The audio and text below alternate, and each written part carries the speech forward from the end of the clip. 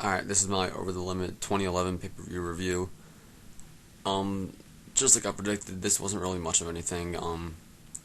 I had a feeling that it could have surprised us and deliver something good, but really it just didn't. There was only one match on here that's even worth talking about. There's two duds on here, which is not good. And then you just have a whole bunch of shit on this pay-per-view. But let me get started with the matches and just talk about them separately. There's really only one match I even want to talk about. The opener was R-Truth and Rey Mysterio. Kind of surprising it was the opener, but it was actually a pretty decent match. A little disappointing. It really didn't get enough time to be anything good, but it was decent, a watchable match. Really only got like 8 minutes, and R-Truth won clean, which I was actually a fan of. That was a good move there. R-Truth is actually right now, since they're not really doing anything with CM Punk, he could be their top heel. So him going over clean here was a smart move. Kind of retarded that he still doesn't have a theme song, because it just seems like, I don't know, it seemed weird after he won the match and he walked to the back with no theme song, so a little awkward. But after the match, he hit Mysterio in the head with a water bottle. A play on when he got the water bottle in the 5-man gauntlet match thing on Raw a couple months back for the number one contendership to Extreme Rules. So that was, whatever. I mean, that started the R-Truth heel character, so good continuity, I guess. But still, I don't know how the water bottle could hurt. Match itself was okay, like I said, about 2.25 star. Nothing special, but nothing bad. But the next match was horrible. It was the Intercontinental Championship match with Wade Barrett and Ezekiel Jackson. I wasn't looking forward to this at all. The only good thing to come out of this would be for all the core to break up entirely. But instead, we just have a rehash on what's happening on SmackDown the past couple of weeks, with the core just beating down Ezekiel Jackson. The match went on far too long. It was 7 minutes, I think, a little over 7 minutes. And even that was too long. It should have been like 5 minutes if this is how they were going to end it with the double DQ. That time could have been given to the opener or the World Heavyweight Championship match to make that even more better than it already was. So, yeah, this match went on way too long. And it really didn't do anything either. It was just punches, kicks, Irish whips, and just a whole bunch of elbows and all that. Just nothing but power moves. Wade Barrett did an elbow, I guess out of respect to Randy Savage, and he actually delivered it pretty well, but other than that, there's really nothing to talk about. Besides, at the end of the match, Ezekiel Jackson hit like 5 body slams on Wade Barrett, which the crowd was actually really into. I don't know why, because it started to get repetitive, but whatever. And the core came out, beat down Ezekiel Jackson. He won by DQ, and Wade Barrett's still the champion. So the match accomplished literally nothing. Since they didn't really fuck anything up, I'm not going to give it anything less than 1 star, but that's all it really deserves, is 1 star. Next match was Cara and Chavo Guerrero. They really, really need to just knock it off with the lighting in Sin Cara's matches. It's extremely stupid, and it just takes away from the match that you're watching. You can barely even see what's going on, so that really hurts the match. Especially on a pay-per-view, they really shouldn't have had it here. And this match was nothing more than a squash match. Chavo got in very, very little offense. The only thing he really did was going for the a gory bomb, I think he was going for, and then just Sin Cara reversed it into an arm drag. Which, by the way, that's all he did in the matches, were arm drags, cross bodies, and hurricanratas. Different variations of them all, but overall that's all he did. And he botched a couple moves too, and that kind of hurt the match, especially since he botched the ending when he was going for a hurricanrata, I guess. But then he kind of fucked it up. He couldn't get his legs on up to Chavo's head. Then Chavo landed on his feet, and then it just looked extremely fake. And then he went for the cover again, and that's where he got the win. So, bad finish, just a squash match. It was nothing overall bad, but it wasn't anything good. About a 2-star match at best. Next match was the WWE Tag Team Championship match with Big Show and Kane defending against the new Nexus with CM Punk and Mason Ryan. This surprised me. This was actually pretty decent. Or for what thinking it was going to be. I thought it was going to be complete and utter ass because Mason Ryan and Big Show, I thought were going to be the only two in there. But it was better than expected. It was kind of like a SummerSlam match with CM Punk, or rather Big Show and the Straightest Society, where it wasn't anything good, but it was at least watchable. And CM Punk, like Way Barrett, paid tribute to Macho Man Randy Savage, so that was cool to see. The ending I thought was very poor with Big Show and Kane going over. Obviously tonight on Raw, the new Nexus won the belt, but that was David Otunga and Malcolm McGillicuddy. If you were going to do that in the first place, why not just do that here and have CM Punk and Mason Ryan at ringside? It was really just really bad decision to have CM Punk yet again lose on pay-per-view and making the new Nexus look weak.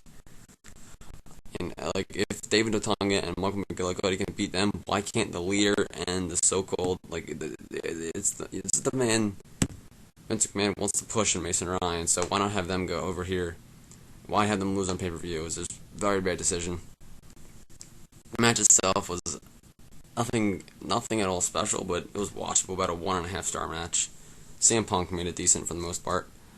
Next match was the Divas Championship match with Brie Bella and Kelly-Kelly. Nothing to talk about. Complete and utter shit. Brie Bella had an armbar in. It looked like ass. Then Kelly-Kelly no-sold it. Just piece of shit match. Dud. And no karma, so that added to the match, and it's complete and utter assness. Brie Bella goes over, or rather, Nikki Bella goes over. I don't know, I don't care. Fuck this match. Dud. Next match was the World Heavyweight Championship match with Randy Orton and Christian. Match of the night, and probably the second best WWE match of the year, right behind Undertaker and Triple H. And if given more time, if given 20 minutes, I feel that I could have surpassed that. This was fantastic. The only problem I had with it was there wasn't really that many false finishes. There were a couple, but there was none that I really believed where Christian could win. He hit a spear, but I expected Randy Orton to kick out. I expected Christian to kick out of the side slam. I expected them to kick out when they kicked out, and I expected to finish when it happened. It would have helped if Randy Orton and Christian both kicked out of each other's finishers at least once for each, but that never really happened. Maybe they're saving it up for a rematch at Capital Punishment or SummerSlam. I hope they are, because this match was fantastic. I'm giving it 4 stars. There was a lot of good back and forth action, a lot of good reversals. Everything looked perfect. Like I said, the only thing hurting this match was time. It only got 16 minutes, I think. If given 20 minutes or even more, it could have been a fantastic match of the year so far. But as it is, still a great match. 4 stars. Randy Orton wins, and then post-match you have Christian kind of And then another thing about the match, it showed Christian's anger and frustration in here, so that was cool. It showed him getting frustrated. So you can obviously tell they're gonna do a Christian heel turn. I hope they are, and they don't just throw him back to the mid card, because that would be a complete waste of talent in Christian. I think if they had any doubt, that he proved here that he can be a main eventer, and he should be a main eventer. But then post match, you had Randy Orton. Randy Orton won. He wanted to exit the ring, came back and helped Christian up and went to shake his hand, but then Christian pushed him away. Then when Christian was about to leave, came back in the ring and then shook his hand and then walked away. So it looks like they're setting up for a Christian heel turn. Hope to God that happens. Hope to God they don't turn Randy Orton heel, because that's a bad decision. Christian as a face, I don't believe can carry a brand. Christian as a heel will be like Edge as a heel, where, yeah, he can carry a brand. It's Christian can make the crowd hate him. He's just that good on the mic and that good in the ring. So hopefully they go that route and not Randy Orton, because that will be a bad decision.